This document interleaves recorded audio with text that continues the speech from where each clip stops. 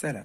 في هذا الفيديو فهو مخصص للقانون الجنائي العام، وبالضبط الموضوع الأول اللي هو أركان الجريمة. وبالتالي في هذا الفيديو غادي نقتصر فقط على الركن القانوني، لأن الأركان ديال الجريمة اللي هي 3 فهي طويلة بزاف، وبالتالي فنقتصر على الركن القانوني باش ما يكونش الفيديو طويل، ونحاول نشرح بالدارجة وبشرح مبسط.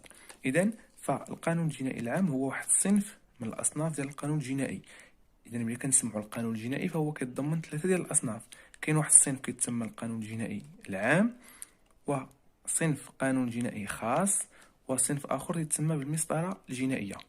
فالقانون الجنائي العام فهو اللي كيوضح فيه المشرع المبادئ العامه التي تحكم الجريمه والمسؤوليه الجنائيه والجزاء.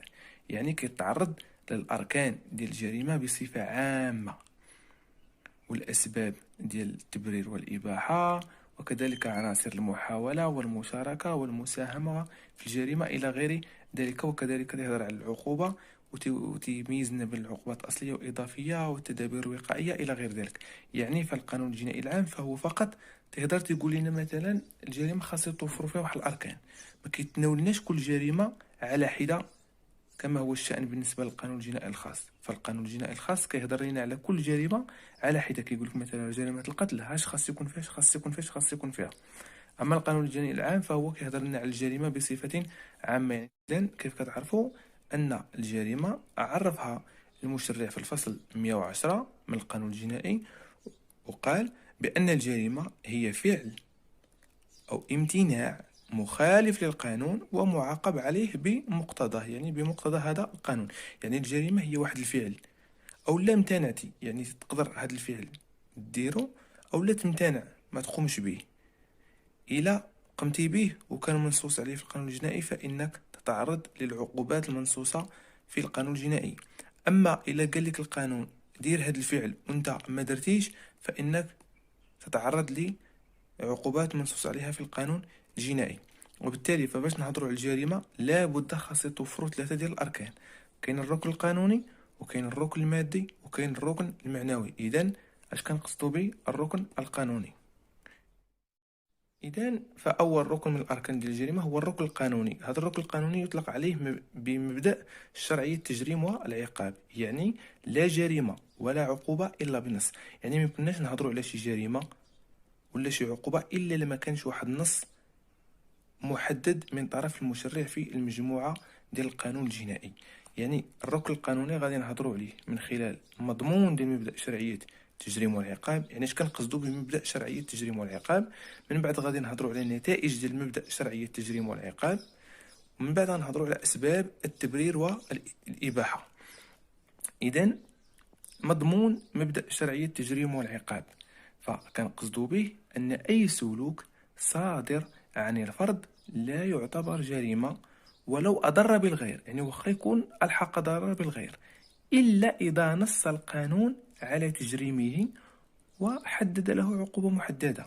يعني هذا المقصود بمبدأ شرعية التجريم والعقاب هو أي سلوك قام به شخص ولو هذا السلوك ضر شي انسان اخر فما تعتبرش جريمه، الا الى جا القانون ودار عليه شي نص محدد في القانون الجنائي وقال لنا مثلا بان هذا السلوك الا درتيه راه كنعاقبوا عليه بعقوبه كذا وكذا. يعني الا ما كانش شي نص كيجرم شي فعل ودرتي انت داك الفعل فداك الفعل كيتعتبر مباح. هذا هو المقصود بمضمون مبدأ شرعية التجريم والعقاب. وهذا المبدأ فقد كرسه الإعلان العالمي لحقوق الإنسان، وكذلك العهد الدولي ديال الحقوق المدنية والسياسية، وكذلك نص عليه المشرع وكرسه في الفصل 3 من القانون الجنائي اللي كيبدأ لا يمكن مؤاخذة شخص عن فعل وكذا وكذا وكذا. وكذلك منصوص عليه في الدستور من خلال الفصل 23 منه، يعني من هذا الدستور. يعني هذا المبدأ راه هو مكرس في مجموعة من المواثيق الدولية وكذلك في القوانين. هما هادو اللي قلنا دابا. يعني هذا هو المقصود بمضمون شرعية التجريم والعقاب. يعني لا يمكن الحديث عن جريمة ما لم يكن هناك نص خاص بها أفرده المشرع في مجموعة القانون الجنائي. إذن فهذا المبدأ ديال شرعية التجريم والعقاب كيترتبوا عليه نتائج، ومن بين هاد النتائج نجد حصر مصادر القاعدة الجنائية في النص التشريعي وحده. يعني حصر مصادر القاعدة الجنائية في النص التشريعي المكتوب وحده دون غيره من المصادر ديال القاعدة القانونية الأخرى بحال العرف أو الشريعة الإسلامية. يعني ما يمكنناش نهضروا على شي جريمة إلا لما كانش هناك نص مكتوب.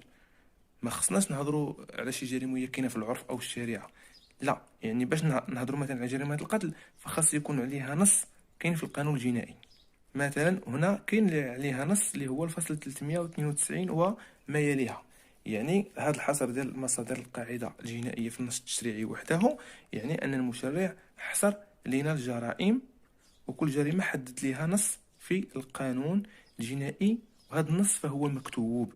كذلك من بين نتائج مبدأ شرعية التجريم والعقاب نجد عدم التوسع في تفسير النصوص الجنائية والتقييد بالتفسير الضيق لها. يعني خاص القاضي هنايا إلا بان ليه شي نص غامض راه ما خصوش يتوسع في التفسير ديالو، وإنما يتقيد بالتفسير الضيق. يعني ما يفسروش كيف ما بغى، لأن إلا فسرو هو كيف ما بغى راه يقدر يخلق لنا شي جريمة جديدة هي ما كايناش في القانون الجنائي.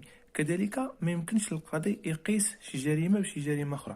يعني مثلا شي جريمة ترتكبات وما بانليش مثلا ما كاينش شي نص جنائي في ديك الجريمة، وبانت ليه مثلا واحد الجريمة منصوص عليها في القانون الجنائي كتشبه لهاد الجريمة اللي ارتكب، وبالتالي يقدر يقيس هاد الجريمة بهاد الجريمة. فهنايا ما خصوش يدير هاد العملية هذه، لأن القياس في العلوم الجنائية فهو محظور. يعني ما كاينش، ما خصوش يقوم بالقياس ديال واحد الجريمة على شي جريمة ما كايناش، يعني ما منصوصش عليها في القانون الجنائي. وبالتالي فخاص القاضي يتقيد فقط بالتفسير الضيق للنصوص اللي كاينين في القانون الجنائي فقط. من بين نتائج مبدأ شرعية التجريم والعقاب نجد عدم رجعية النص الجنائي، وهذه الرجعية ديال النص الجنائي فيها القاعدة وفيها الاستثناء.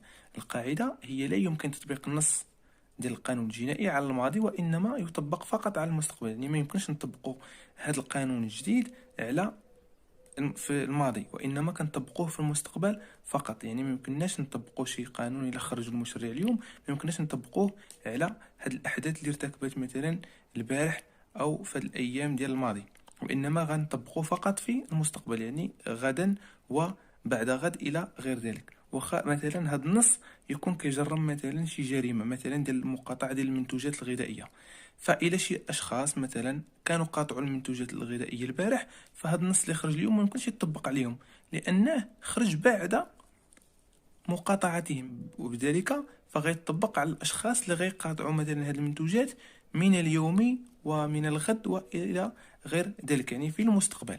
ما يمكنناش نطبقوه في الماضي.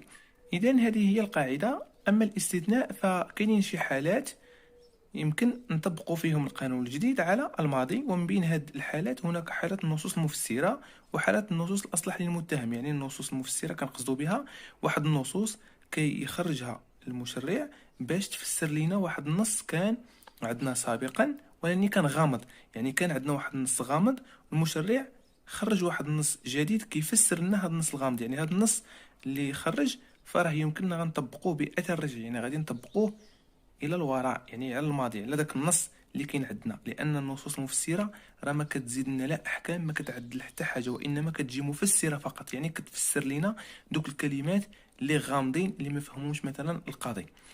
اما فيما يخص حاله النصوص الاصلح للمتهم فكنقصدوا بها هي يعني المشرع كيقدر يخرج لنا شي نصوص جديده كتكون اصلح وافضل للمتهم من النص القديم السابق. مثال باش تفهموا، مثلا عندنا واحد الانسان ارتكب مثلا البارحه واحد الجريمه كيعاقب عليها القانون ب5 سنوات. يعني القانون اللي كاين القديم كيعاقب عليه ب5 سنوات. اليوم المشرع خرج واحد النص جديد على هذه الجريمه، ما بقاش كيعاقب عليها ب5 سنوات، انما رجع العقوبه هي 2 سنين. راه بلا غادي يتحاكم المتهم راه غادي نطبقوا عليه هذا النص الجديد اللي كيعاقب عليه المشرع ب2 سنين فقط، وما غاديش نطبقوا عليه هذا ديال 5 سنوات. واخا المتهم ارتكب الجريمة في ظل هذا القانون القديم، لأن في هذه الحالة فهناك النصوص تسري بشكل رجعي ولا تكون أصلح للمتهم. وهنا في هذه الحالة غنطبقوا هاد النصوص الجديدة على المتهم، لأن العقوبة فيه هي 2 سنين، وما غاديش نطبقوا عليه هاد العقوبة ديال 5 سنوات اللي كاينه في القانون القديم. لكن هناك استثناء يرد على هذه الحالة، وهي حالات القوانين الوقتية. يعني كاينين شي واحد القوانين كيديرهم المشرع تكون وقتيين، يعني تكون غير مؤقتا في البلاد، مثلا 3 شهور أو 4 شهور. ففي هذه الحالة إذا ارتكب شي شخص الجريمة اللي كاينه في هذا القانون، اللي معاقب عليه هذا القانون الوقتي، ارتكبها مثلا في هذه الوقيته فين كاين هو مثلا من هنا محدده في هذه الفتره، وارتكب هو الجريمه مثلا في ظل هذه الفتره هذه، راه واخا يخرج من بعد شي قانون جديد مثلا كيخفض العقوبه اللي كانت في هذا القانون الوقتي، فراه ما يمكنناش نطبقوا هذا القانون الجديد واخا اصلح للمتهم، لان القوانين الوقتيه لا تسري عليها هذه الحاله ديال النصوص الاصلح للمتهم. وهذه القوانين الوقتيه فراه منصوص عليها في الماده 7 من القانون الجنائي. اذا هذه هي القاعده. هناك حاله استثنائيه ديال القوانين الوقتيه راه ما كتسريش عليها هذه الحاله ديال النصوص الجنائيه الاصلح للمتهم عفوا، وبالتالي لا يمكن تطبيق هاد النصوص الأصلح للمتهم اللي كتجي من بعد، واخا تكون أفضل للمتهم من هذا القانون الوقتي، لأن القوانين الوقتية لا يسري عليها حالة النصوص الأصلح للمتهم. إذن فهذا هو المقصود بعدم رجعية النص الجنائي. كذلك من بين نتائج مبدأ شرعية الجريمة والعقاب نجد تحديد نطاق تطبيق النصوص الجنائية من حيث المكان. يعني هذا النص الجنائي علاش كيتطبق؟ اذا فكيتطبق من خلال 4 ديال الحوايج كما كيف كتشوفوا. هناك اقليميه النص الجنائي، وعينيه النص الجنائي، وشخصيه النص الجنائي، وعالميه او شموليه النص الجنائي.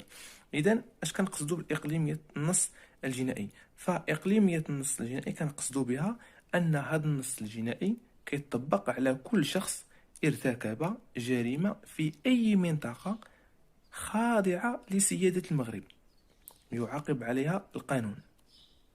يعني كيتطبق على أي إنسان ارتكب شي جريمة في المغرب، سواء كان هذا الشخص مغربيا أو أجنبيا أو لا جنسية له أصلا.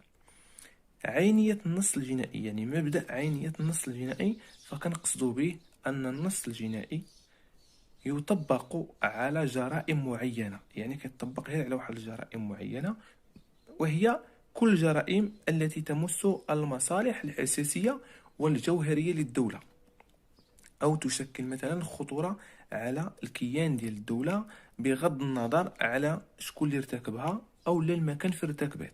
مثلا بين هذه الجرائم بحال التزوير، بحال النقود والتزييف، كذلك بحال التجسس والخيانة إلى غير ذلك. نقصد بشخصية النص الجنائي أو مبدأ شخصية النص الجنائي أن النص الجنائي يطبق على كل مواطن يحمل الجنسية الوطنية المغربية.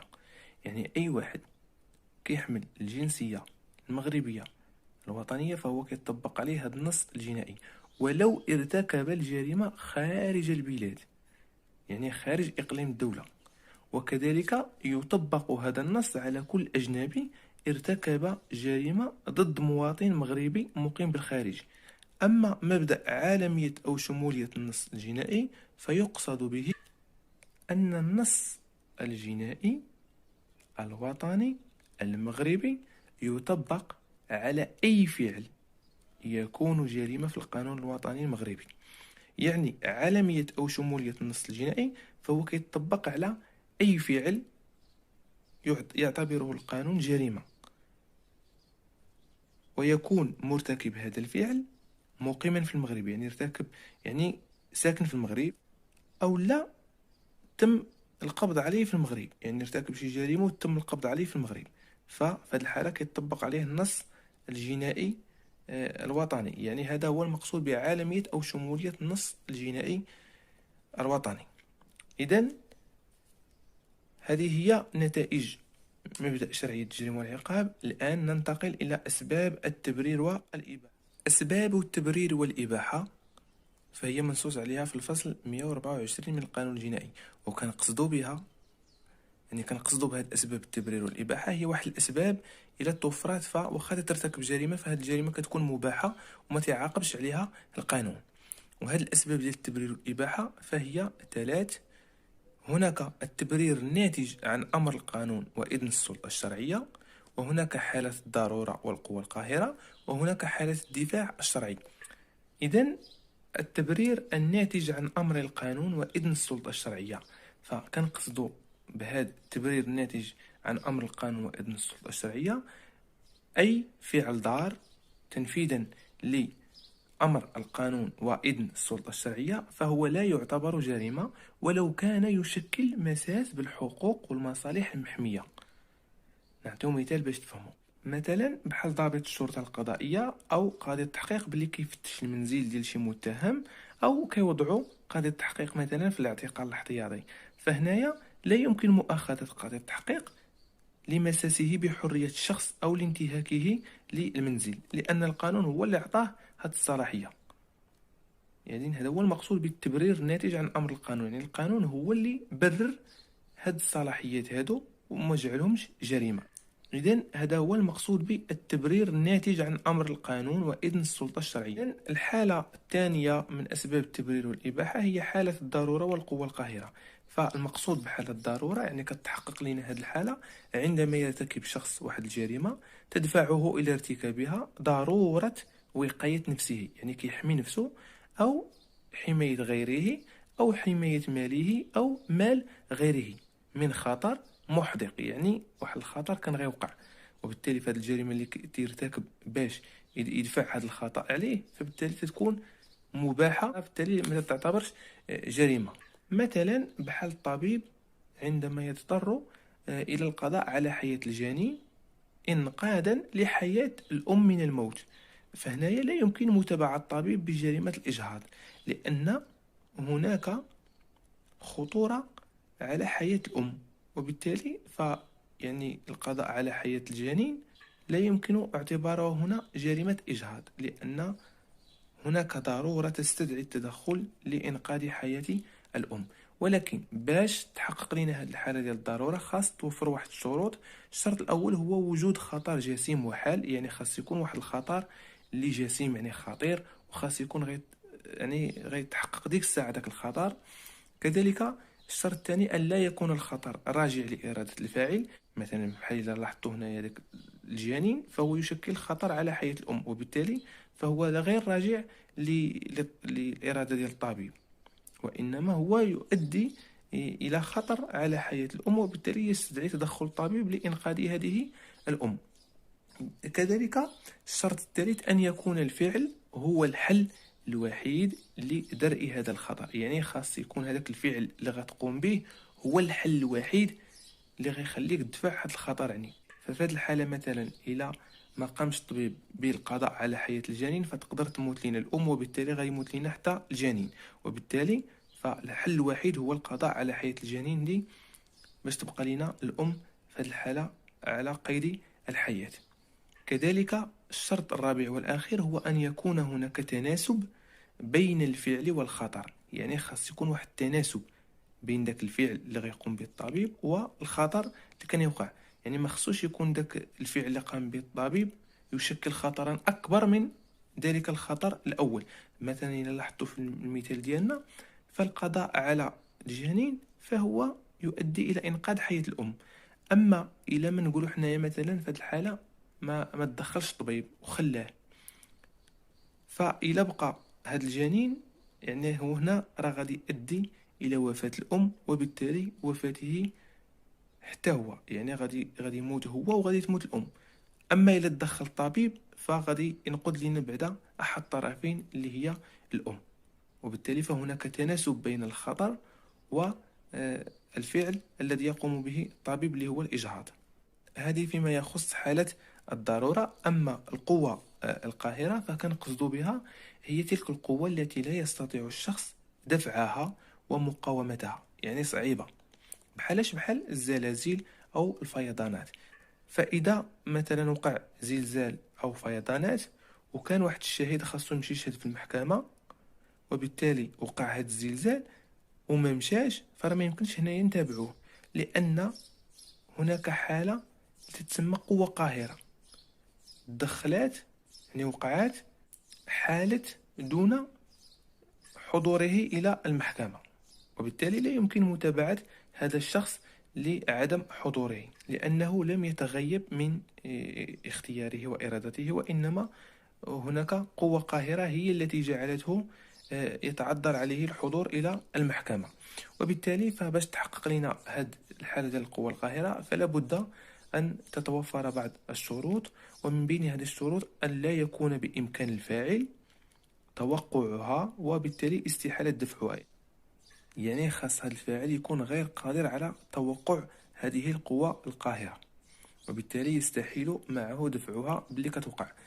كذلك من بين الشروط أن تكون خارجة عن إرادة الفاعل، يعني ما خاص يكون هذا الإنسان هو اللي تسبب في حدوث هذه القوة القاهرة، يعني خاص يكون خارجة عن الإرادة ديالو. وبالتالي فإن هذه هي أهم الشروط ديال القوة القاهرة. الآن سنتحدث عن حالة الدفاع الشرعي. إذن فالدفاع الشرعي كنقصد به هو واحد الحق عام يقرره القانون الجنائي، ويخول لصاحبه استعمال القوة اللازمة لصد عدوان أو لدفع اعتداء غير مشروع على النفس أو على المال بفعل يعد جريمة. يعني هو واحد الحق عام أعطاه لنا القانون باش ندافعوا على النفس ديالنا، يعني نستخدموا القوة إلى شي واحد كان بغى يتعدى على النفس ديالنا، يعني الحياة ديالك، يعني مثلا شي واحد بغى يقتلك، أو لا في حالة ديال على المال، يعني شي واحد بغى يسرقك مثلا. إذا مثلا واحد الإنسان بغى يسرقك ووقف عليك بموس وانت ضربتيه بالبونيه قتلتيه، ففي هذه الحالة كتكون في حالة دفاع شرعي. ومن بين الشروط اللي خاص توفر باش نكونوا أمام حالة الدفاع الشرعي هي أن يكون الاعتداء غير مشروع. يعني داك الاعتداء اللي غيكون عليك خاص يكون غير مشروع، يعني داك الانسان اللي بغى يتعدى عليك خاص يقوم بشي فعل من الافعال كجرمهم القانون، مثلا بغى يسرقك او بغى يقتلك مثلا او بغى يختطفك الى غير ذلك. كذلك الشرط الثاني ان يهدد الاعتداء النفس او المال، يعني داك الاعتداء ديال داك الانسان اللي بغى يتعدى عليك فخاص يتعدى عليك على النفس ديالك او على المال، يعني يا اما يسرقك يا اما يقتلك يا اما يخرب لك الممتلكات اللي عندك الى غير ذلك. كذلك من بين الشروط أن يكون خطر الاعتداء حال وحقيقي، يعني خاص هذا الاعتداء يكون على وشك الوقوع، يعني غادي يوقع ديك الساعة. كذلك أن يكون فعل الدفاع لازما لدفع الاعتداء، أي هو الوسيلة الوحيدة لدفع هذا الاعتداء، يعني هذاك الفعل اللي غتقوم به انت هو الوسيلة الوحيدة اللي عندك باش تدافع على نفسك وباش تدفع ذاك الاعتداء. أما إذا كان بإمكانك مثلا تهرب أو تتصل بالشرطة فراه ما يمكنلكش هنايا تقوم بالدفاع عن نفسك، مثلا تمشي عنده وتدابز معاه، مثلا بغى يسرقك وكان باقي بعيد عليك فهنا بامكانك تهرب او تتصل بالشرطه. اما لو وقف عليك وما عندك حتى خيار اخر، ما عندكش كيفاش دير تهرب او تتصل بالشرطه، فيمكن لك تضربه مثلا. في هذه الحاله يعني تدافع على نفسك، تكون في حاله دفاع شرعي. كذلك اخر شرط وهو تناسب فعل الدفاع مع فعل الاعتداء، يعني داك الفعل اللي غيكون يصدر منك انت فخاص يكون متناسب مع الفعل ديالو هو. مثلا هو الا وقف عليك بموس فانت خاص مثلا هنايا ما يمكنلكش تضربه مثلا بمسدس الا كان عندك، ولا لان الموس راه اقل خطر من المسدس، انما خاص تكون الفعل ديال الدفاع متناسب مع فعل الاعتداء. يعني لو وقف عليك بموس تقدر مثلا تضربه مثلا بشي حجره او مثلا تضربه بالبنيه الى غير ذلك، يعني ما خصش يكون داك الدفاع ديالك اكبر، ديك الوسيله باش غتدافع تكون اكبر خطر من الوسيله اللي عنده هو مثلا. او لا يوقف عليك مثلا ما عنده والو تضربو انت بموس، فهنايا ما كنكونوش امام حاله دفاع شرعي. اذا هذه بكل بساطه هي اهم الشروط ديال حاله الدفاع الشرعي. وبصفه عامه هذا هو الركن القانوني للجريمه. اذا الى عجبكم الفيديو ما تنسوش تخلوا لنا شي كومنتير على حساب التشجيع، وبارطاجيو قدر الامكان، ونلتقي في فيديو جديد.